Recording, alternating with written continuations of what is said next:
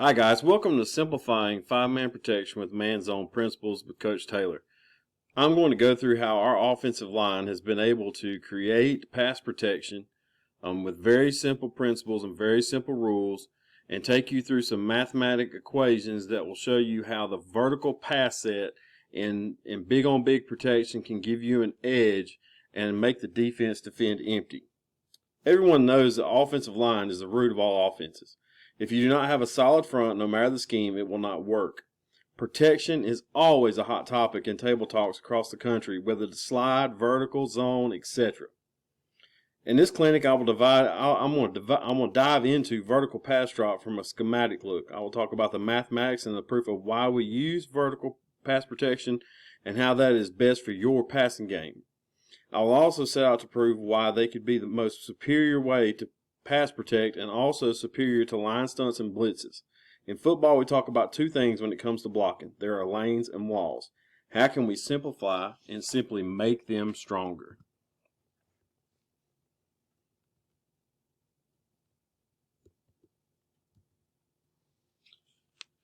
And I know we always talk about the why, the five-man pass pro principles.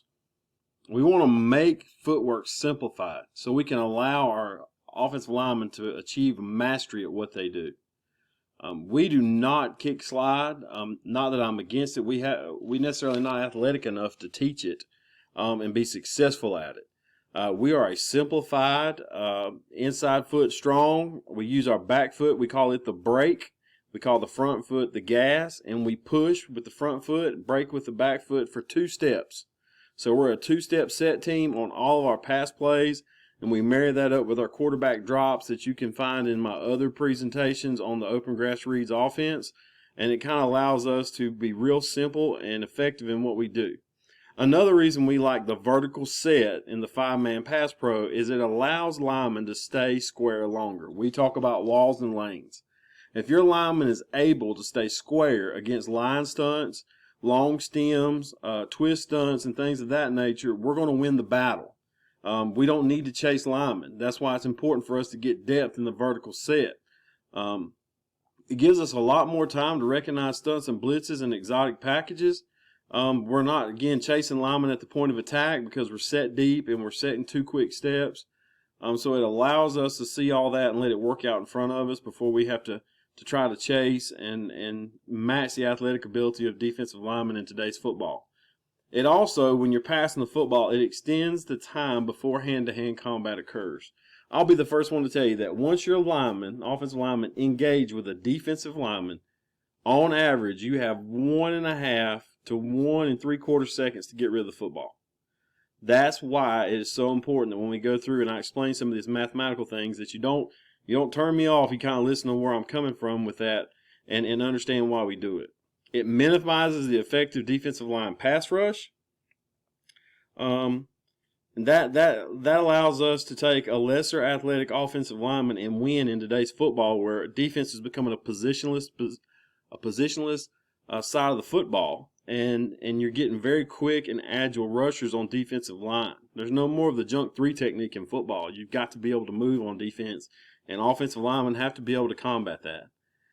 And it allows you to get better at just that one thing. When we talked about mastery, the secret behind our air raid offense is that we try to get good at doing few things. We try to master those few things so we can adjust on the fly and be comfortable doing so. And the last thing that I've talked about in my 19 years of coaching, you simply put most backs are not great at blocking. So why not get them on the route to limit the blitzes the box can give you and be safe, and allow your running back to catch the ball in space and turn up the field? Think about toss sweep on every play. We're making the defense defend empty by getting our back out, and that's tough. That's tough for defenses to know they're going to have to defend empty on every play. So let's talk about this mathematics a little bit. Now, I promise I'm going to get nerdy on you for a few minutes, but it's important. Okay? For just a minute, let's talk football and not about what we're comfortable with. Take a deep look at force, time, and angles, since there is really what drives football. What are the constants here?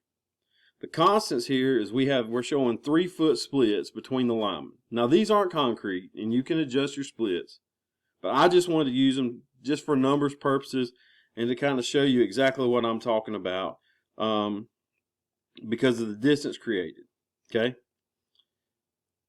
I want to measure the distance created by setting the guards and tackles also as deep as possible. When we line up to the football, we tell our guards and tackles to barely break the bell to the center. I want you barely legal. I want you to the point where the referee's telling me to move you up just a little bit. By doing so, we're creating 3 foot between each player. Also, we're gaining from the line of scrimmage to the center's belt, we're gaining about 3.5 feet. So we're automatically creating distance from the faster, quicker defender. Think about it. Would you press up LeBron James on the perimeter? Probably not. Don't ask your lineman to do the same thing. The one thing that we want to do is creating distance, and maintaining space gives us time to throw the football. So before the football is even snapped, we've created 3.5 feet. Free space. We haven't had to work for it. It's free space.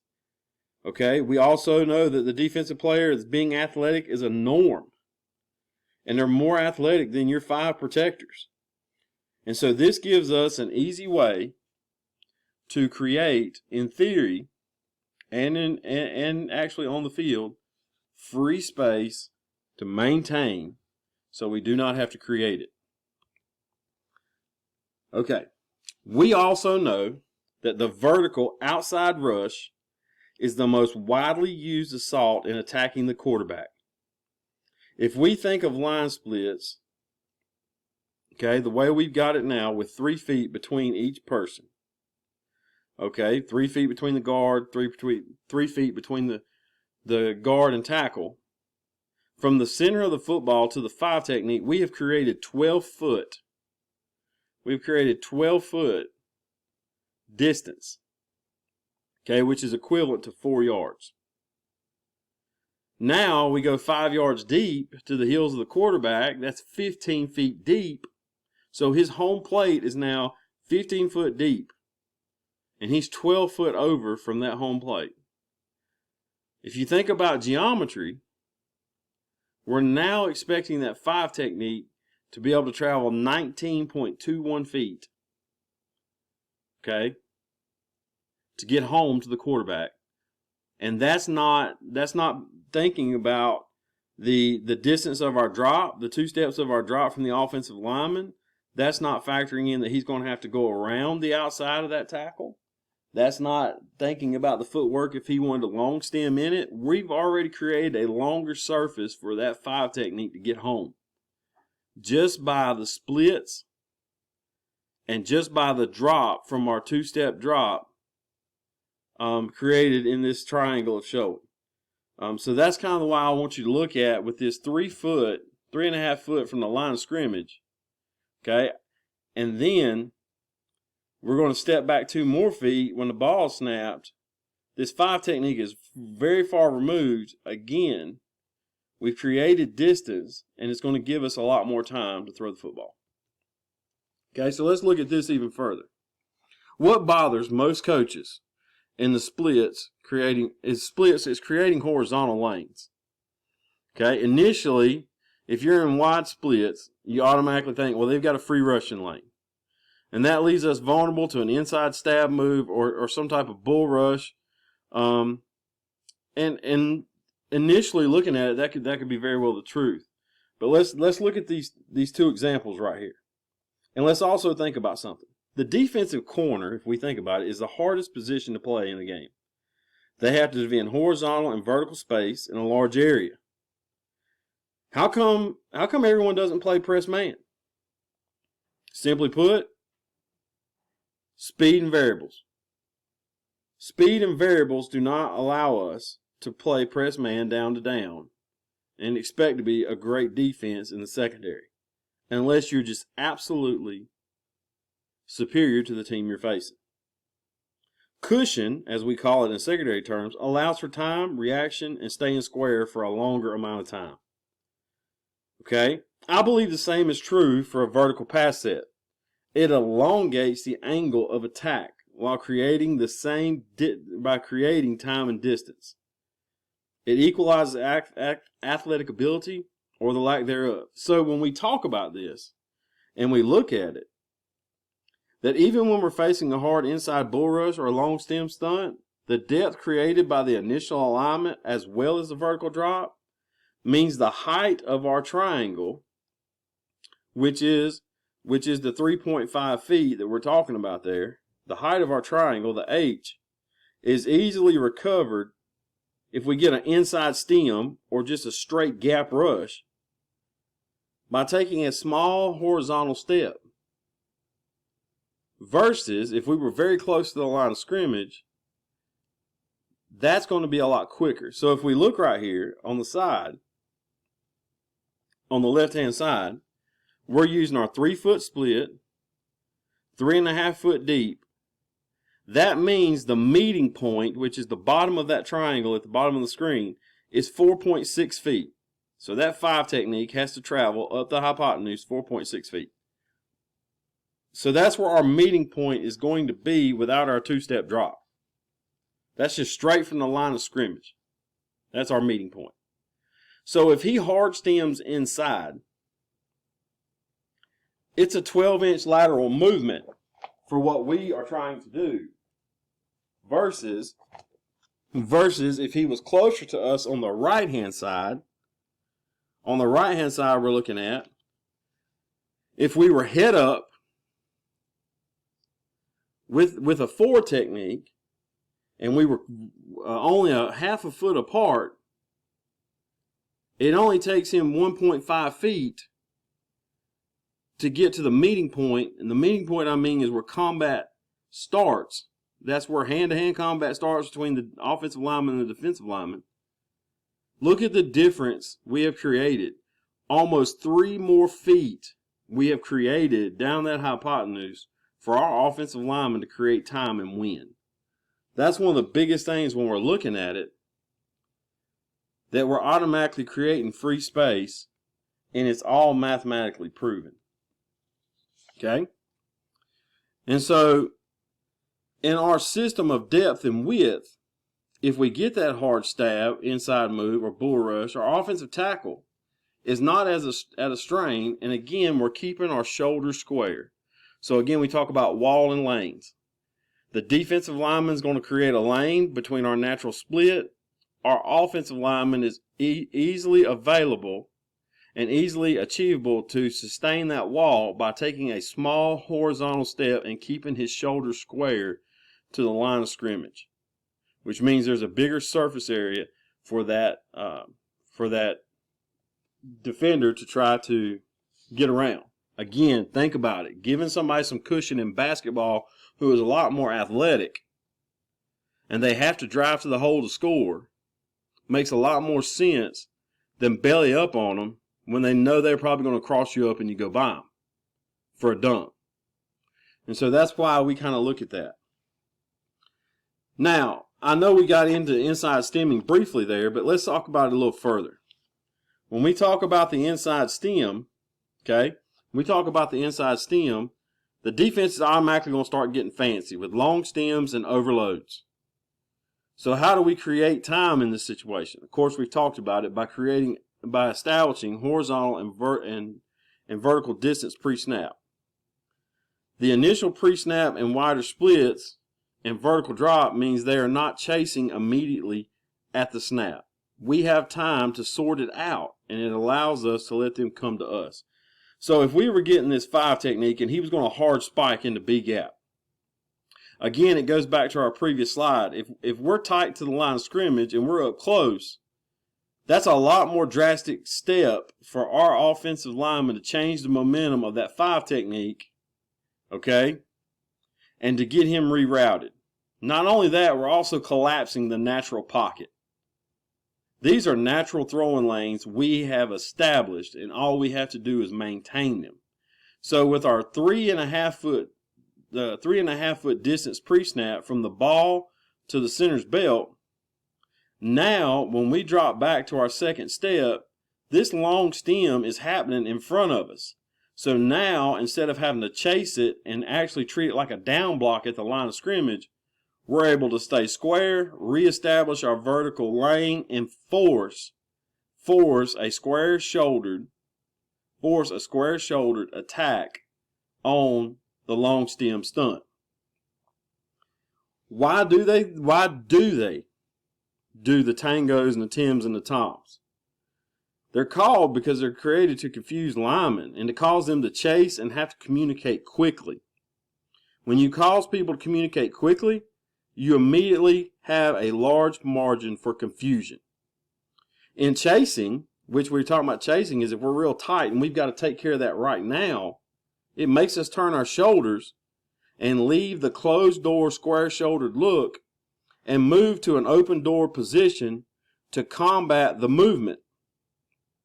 Because we're a vertical drop team, all this stemming happens in front of us with a lot more space to sort it out. Our thought process is our linemen are staying in the vertical lanes despite the defender trying to swap gaps. And if you look down at the bottom, by vertical dropping versus the inside stunt, our lineman is able to maintain distance and match the angle with a simple short side step that allows him to stay square and defeat the angled stunt. The next thing we always hear about, and I get questions about in our scheme, what about people that's just going to line up in the gap and blow up the gap? We have had some people try to do that. But the key is understanding this does not help the defense or the geometry of the defensive player to do this. The initial alignment may look very vulnerable. You know, you got a guy here and there's nobody in front of him and he's not shaded to either side. He's going to line up straight in a gap. And it looks very vulnerable. But the defense is helping to create, by doing this, they're helping you create the vertical lanes by aligning this way. We tell our offensive linemen, when I first start teaching this drill, I will take them to the base of the goalpost and have them look out onto the field with their backs to the goalpost. And I'll take the uprights and say, tackles, you're the uprights. Center, guard, center, you guys are the crossbar. And we have to create a U with vertical lanes. The tackles have the vertical lanes, the deepest vertical lanes back because they're more susceptible to a wide pass rush. The three guys in the middle have to get to their set and stay strong. Stay strong in there. Force them outside and up or down and across. But we cannot give up anything past our two-step drop. Force them out or down and across into a collision where we just create a big pile of defensive linemen. But in the instance of a gap alignment, the possibility we have to look at is the pre-snap distance. Okay, you can look right now at the pre-snap distance. 3.5 feet here plus to our drop. Okay, we can see the angle of this triangle. Over here, we're seeing the same thing. Okay, we're now controlling and creating a longer angle for that tackle to just fly up and around us by our vertical set lanes. If we put dotted lines straight down the page at each individual position, you can see that this guy's angle to get up and around, we're maintaining the base of this and the height, and so his angle is only going to get greater the farther he flies upfield, and it allows our pocket to stay intact. So as long as we maintain the H of the triangle, okay, the geometry doesn't change for us, but it does for the defensive tackle that's gap aligned. So we are able to combat what some would say on paper is what you fear.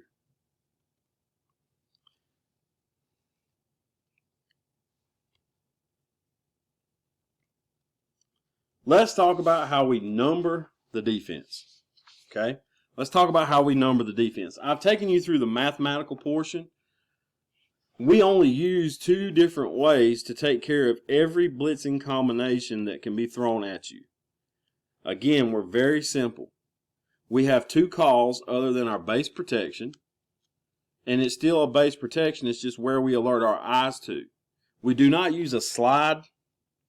we use an eye slide principle. We're going to get our eyes somewhere different. So let's talk about this and make this a little more simple for you.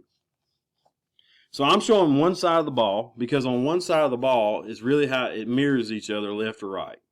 So this numbering sequence would be the same if I showed a guard and tackle to the right. Okay? A zero technique, a head up nose, will always be a zero in our numbering system. Any technique from a shade through a 4-eye, inside eye of the offensive tackle, will always be a 1. Anything from a head up 4 technique outside of that will be a 2. And any inside linebacker are always 3s. So we use that and keep that constant. We keep that numbering system constant when we teach them how to count. So that takes care of odd and even fronts with that numbering system, and I'll go through both type of fronts with you. But those are something that we keep, and when we talk about 0, 1, 2, when we install this, they know exactly who we're talking about and where the ones can be, who a 0 is, who a 2 is, and who a 3 is. Because we're going to take care of 5 on every play, no matter how they come or how they show. And if you only rush 4, we're always going to have a +1 zone man. So we use a big on big technique. But against a 4-man front, we've always got 1 man in the zone for help. And in an odd front, we've always got 2 men in the zone for help. So we're able to work and take care of things. The great thing about this is if you're facing a team that's a 4-man front team and they got a really good 2-eye, our zone center in a 4 front can help that 2-eye, help that guard with that 2-eye, and they can read the 3s, and we'll get into that.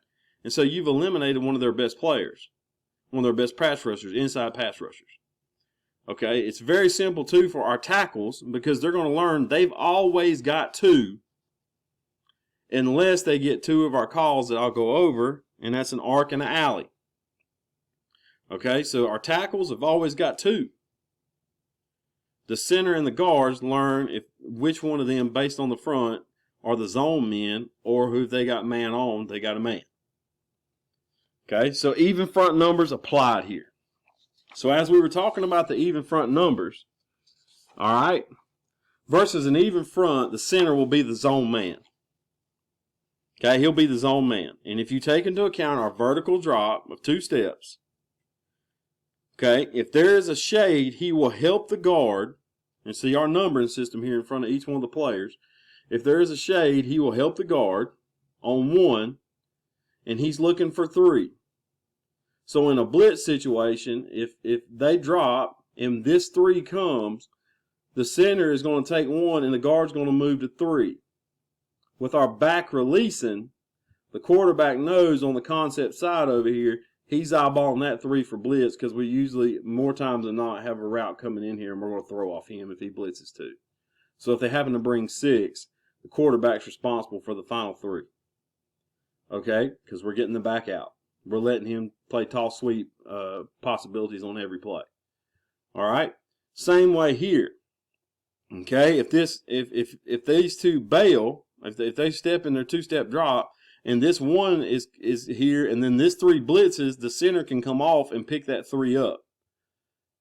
We're going to take care of the 1 with the guard over here, which would be a 3 technique, and the tackles have 2, which in this alignment are 5 techniques. And so the center is zoning with him and him for these 2 backers, and if he knows that if this one comes, then we're going to help this side, and the quarterback would throw off of this one. So we're going to help to the shade or with the back. And if the back was opposite, we could reverse that and know that we're going to take care of the route with the back off the blitz. Okay, so that's one of the easiest ways. Okay, that's one of the easiest ways to think about. The tackles are going to be locked on 2. The center and the guards are going to work the zone because he's the zone man. This guard is taking care of 1 unless 3 blitzes outside, and then they're going to work this way. And then vice versa over here with a 3 and a 5. He's going to be responsible for that 3. He's going to be responsible for that 5, and we're releasing the back.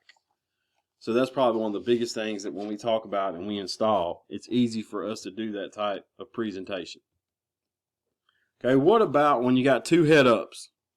In the case of a slanting 4-man front, The center will continue to be the zone man. The change is if this is a slanting front, he must vertical drop to see which one becomes the shade while eyeing the number 3s for blitz pickup and work with the guards. Again, in case of a double inside pressure with the quarterback is always responsible for the 6th man in the protection, throwing off the other number 3, that would be the 6th rusher. So if we were facing a slanting team and this 2 technique came hard inside, then it's going to look just like the slide I just showed you. If both of them came in double A gap, then we're asking the guards to push both of them inside. The center is going to be the center of the wall, and then we've got 3 for 2, and we're okay with the throw off of them. If this center came this way, if this 2 technique came this way, then again, he's looking to help this 1, and we're reading 3. So it's just like a shade front. We just got to see where the predetermined shade front is. If they're not a slanting 2 team, or if they're a 2I2 team, I would look to help to the 2I side, and the guard on the 2 technique side would be manned up by himself. Again, if one of them's better than the other, it could be a pregame or an actual scouting report. We're going to help to this side all night, and you can read the 3s, but we're going to help to 68 side all night because he's a really good player and we don't match up well. Again, the tackles are going to be responsible for the 2s, and we're going to be able to take care of everything by releasing our back out of the backfield and looking to throw hot if they bring the smoke. Okay? So let's talk about what everybody gets scared about, and that's the even front blitzes. The even front blitzes that we see, as we talked about earlier, is this. Now remember, when we're looking at these blitzes, we're talking about a 3.5 foot from the line of scrimmage to the center's belt distance we've already established. We're going to get to 4.5 foot to 5 foot in our drop. So we're maintaining that 3.5 foot until we get to our drop, our base of our drop. They really cannot push the point of closing that space. We press our linemen every day on footwork how quick they can get to the base of their drop. We're pushing quick, get back under control and balanced, and sit down firm and get ready for combat. But in this situation, as we talked about earlier, this 2 technique is spiking hard inside. So as they drop, this center and this guard, as they see, is going to take care of it. The center is going to pick up the 1, and then the guard will come off and pick up the 3 that's blitzing. Nothing changes for the tackles, and that means this guard's on the 1. Again, the guard is not waiting to see if the center is going to help. They know that if it is a hard A-gap stunt, the center is going to help to that side. You're on your own on the other side. You've got to battle. If they go double A-gap, then again, we're going to end up colliding everybody in 3 into 2, and we feel like we can throw the football and we can sustain the pocket. The quarterback, again, in this situation is eyeing the 3. The back is releasing, so we're able to see how they're going to try to create and deal with a 3 surface side or a potential 4 surface side in pass protection if they want to try to bring both. That's one of the things that we see. But you have to understand that the key is the guards pre-snap are locked on 1. We do not guess on blitzes. You're going to drop to your 2 steps every time and settle, and then let that stuff sort out in front of you and get ready to engage combat. That's how we do that. We don't chase at the line of scrimmage. Get to your drop, settle, and get ready for combat. Now here we go with an arc or alley call, as some people we call it. Arc would be to the right. Alley call would be to the left. So this would be an alley call. So if we're getting an overload pressure look, whether number 3 walks up in a hip position, or he's up on the line of scrimmage like in a Ghost 9 technique or Ghost 6 technique, if you will. Okay, and the center is going to look, and he's going to say alley, alley. And what alley, alley does is it gets our eyes to the left. Okay, it also tells the guard and tackle away from the call, I'm looking that way. The 2 guys on the backside are yours. The quarterback, you're responsible for that backside linebacker. The quarterback does not make any of our line calls. The offensive center does. And all they have to know is our base protection that I showed you, and then this arc and alley call, which is the same thing left or right. This is a slide principle in a vertical set pass set. We do not slide that way right now. We're still going to vertical set our 2 steps, because this could be a bluff. And if we go ahead and set, then we've gave the defense angles. We've compromised all that geometry I've just taught you. Again, I want to maintain those lanes. If we drew dotted lines straight down the page, I want to maintain those lanes. I don't want to send them at angles. I want to maintain the lanes because I already have a pocket formed. So what we would do in this situation is we would drop our 2 steps, step laterally, and square up on that slanting 2 technique. We would drop 2 steps, square up, okay, on that inside stab of that 5 technique, and the tackle would drop 2 steps, and he would wall out that 3 technique for a wide pass rush.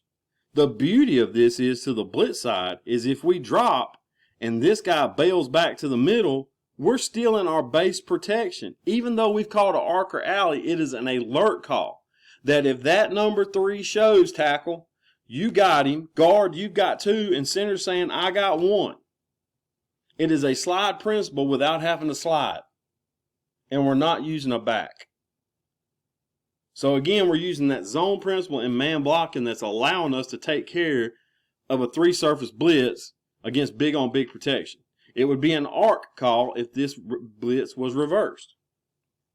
And so that's how we take care of those type of things. And that's the only 2 calls we use other than our base protection. If it's a base vanilla 6-man box, we're using the zone principles by the inside 3, and the tackles are locked on 2. But if they're showing an overload outside or stacked up right here, there's some kind of hip position, and they're showing a threaded blitz, we're going to call an arc or alley, and then we're going to get our eyes alerted 3 for 3. We're going to get a number for a number. You're blitzing 5 potentially, or rushing 5 potentially. We're going to take care of them potentially if it shows. I don't want them chasing outside. I do not want to angle out of this. Again, I want a vertical set and then horizontal it to square it up, okay, and then attack for combat. Sustain the vertical lanes and wall off the angle. Sustain the vertical lanes and wall off the angle. Don't try to angle and wall, because that's not going to work. Stay square. Okay? Stay square. And get it done. Okay? The other thing we talk about is an odd front. And we're an odd front football team. Have been for 10 years. And we've been in the 3-4. We've been in the stack. And a lot of people talk about the slanting and stemming and things that a 3-4 can do. And I'll tell everybody this. A 3-4 or a stack always ends up to some type of shade front. Unless they're just going to bull rush you from the 3-down lineman. It always ends up into some type of shade 5-3-5. No matter what. It's going to end up on what I just taught you. That's why we don't need to change. The only thing we need to change is who's the zone guys. So, when we talk about this, in a traditional 3-4, so we're going to talk about a 0 and 2 4s, okay, and 2 inside backers. Again, a 0 is always a 0. There's no 1s because there's nobody from a shade to a 4-eye. So that means this 4 technique is a 2. The tackles are always responsible for 2 unless there is a walk-up with an arc or alley call. Okay, so now in a 3-4 or an odd front, our guards are now the zone players. What are they worried about first? Okay, they are looking for gap pressures from A to B while eyeing 3 on their side. They can help in exchange with the center from A gap and with the tackle in B gap based on line movement. So if this 0 technique took a hard stab into this A gap, then it comes back to that shade 5 front we talked about, or it could turn into a shade 4I. This tackle's got a lock. So if he comes into this A gap, this guard's going to help and eyeball the 3. That means now, because there's no threat of an A gap over here, after this guy has set, after this guard, right guard is set, he's looking B gap to 3 or anything looping backside A. So he's looking at this funnel, and his first threat would be a hard stab into B gap and help the tackle while he's eyeballing his A gap. Okay, it could be an exchange if they blitzed him late outside that they work off of it, and he's going to take 2, and the tackle's going to come off on 3 late. Your zone principles are the same. They just have to know that if A gap is threatened one way, the guard's got to take and help the center while he's eyeballing 3. And we don't need 100 calls for that, because if you get to anticipating protection, your protection is going to be busted. Let them sort it out and communicate quick things. They can see it. Because we're getting depth and we've already created that 3.5 foot distance, we've got time as we set back for those hard stems to happen in front of us. That slant's going to happen in front of us, and we can step laterally and meet it. We're not asking this center to turn his shoulders and run with this guy up the field. We're asking him to get back, stay square, and as he goes over, oh, I got my guard here, I'm maintaining my vertical lane. And I'm meeting the angle with a square. And that's why we're talking about that the odd front principles are the same because of the slanting and moving. And if they were to board drive, then they're just going to help out with whoever's getting hammered. You might have a really good nose tackle this week that you're facing. He might be quick as a cat. So you might tell one of your guards that we're going to be more alert with that nose tackle. We're going to double him, and we're going to worry about this guy with the quarterback, and vice versa. They may have a hard stem and 4 technique. We might take care of this and let these two take care of this week as our main threat and know exactly what we're doing because we're okay in doing that. The other part of the odd front that really, really gives a lot of people a lot of problems. What about the walk-up? What about the walk-up? Is he there to get you to switch the back and try to get you in some type of slide protection so that they can cover 5-on-4 in the secondary? And they've got a +1 in the secondary? There's 6 potential rushers. It's no different than an even front. So we can make an arc or alley call right here. Again, if we're in an arc or alley call, this tackle is still going to vertical set, and if that backer comes, we got him. Okay, and as we vertical set here, pay no attention to these numbers. As we vertical set here, he's going to have his eyes on that 2 if he long stemmed inside. Again, he's responsible for the 0. And if they brought that 3 surface blitz, we could also work it to where if they send him in A gap, the guard's going to pick him up and the center can work back on the 3 technique on the blitz. So there's not an interior tackle over here like it was in the odd front. So the center, you've really got 2 bonus players that you can push this way on an arc or alley if needed, if this blitz shows. So in this situation, the tackle is going to vertical set, and if this backer comes, we got him. He's going to vertical set, and if this 4 technique stems hard inside, we got him. The center's going to vertical set 2 steps on this nose tackle, and if that 3 technique screams, the guard's going to sit and square up and take care of the 0 while the center takes care of it. So the arc or alley call against this odd front with an outside pressure look is going to tell this tackle, you're locked on 2. No matter what, you're locked on 2. This would be an alley call, and he would be locked on that backside 2. He's got him. He can't think that the guard's going to help him. Now, the guard may not have nothing to show and get a shot on that guy to help him, but his mindset is, I'm locked. But we are still going to vertical set and get our eyes in that direction to the left in this case for the offense because of that threat. And again, if we vertical set and this guy drops off, we're right back into what we showed 2 slides ago about taking care of an odd front with the numbering system. We don't have to get in a guessing game. We're alerting a possible threat, and we have a way to combat that threat. We're not committing to the threat until we see the defense commit to the blitz. Okay, and remember, the base of the triangle, the vertical drop is the most important. Stay square, don't chase the angle. Get vertical, sit down, take a square step, meet the angle with a square wall, and you're going to win. That's the long and typical thing that people have trouble with. Okay? Also, the biggest thing we look at that I get that people say is, what do we do in this case? They're going to give us this team's going to play 3-4. They're going to stay in that 7-man box. They're going to play palms, or they're going to play quarters behind it, and they're going to be like this all night long, and I can't get them out of this box. Well, the first thing I'm going to say is go trips and see how they adjust to trips.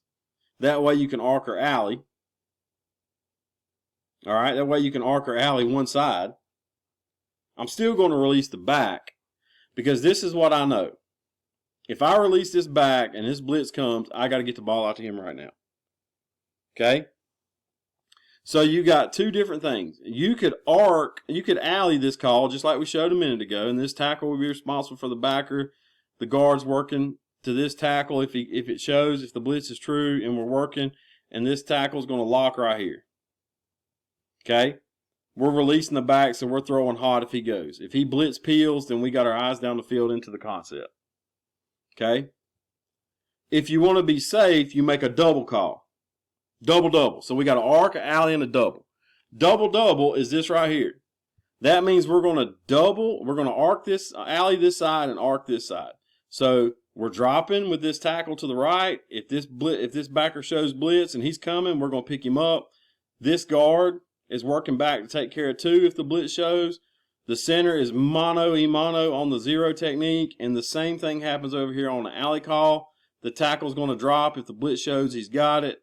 The guard's going to drop. The blitz shows he's got that 4 technique, and we're going to throw off both of these with the quarterback.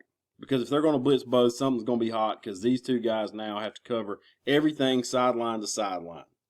We're releasing 5 receivers. They've got 4 DBs. That means one of those linebackers have got to get out of the box. That means one of them's got to get out of the box to cover our back, which is a lot of real estate and a lot of holes to thread a ball in and make a completion. I like this front because it allows me, and I know where they're at, and I know what they can do. It does not give me a problem. We're going to get a double call. We can arc or alley it away from the back and get the back out and throw off the potential outside blitzer that's lined up on the back side. So we have 2 ways of combating that. And if they want to bluff us, we're not changing our offense because of their potential threat.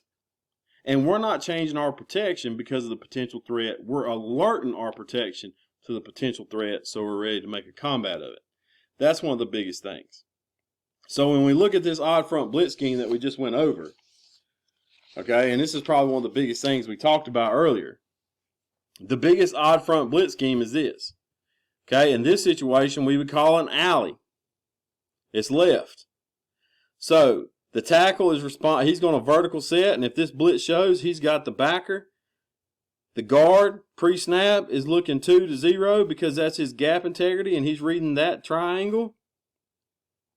If this blitz shows with the alley, he's got the 4 technique, so he's going to drop and square up on it. As it comes to him, I'm not saying I'm automatically square. I want him to stay squared to it and meet it. Okay? That means this center has got this 0 to the 3. If they brought another, if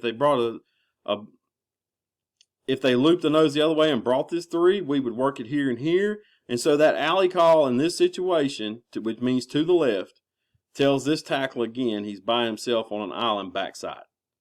Okay? That's one of the biggest things that you have to see. And so when we talk about protection, it's all the same. We've handled overload, walk up, interior overload. We've handled double edge. We've handled everything with an arc, alley, and a double.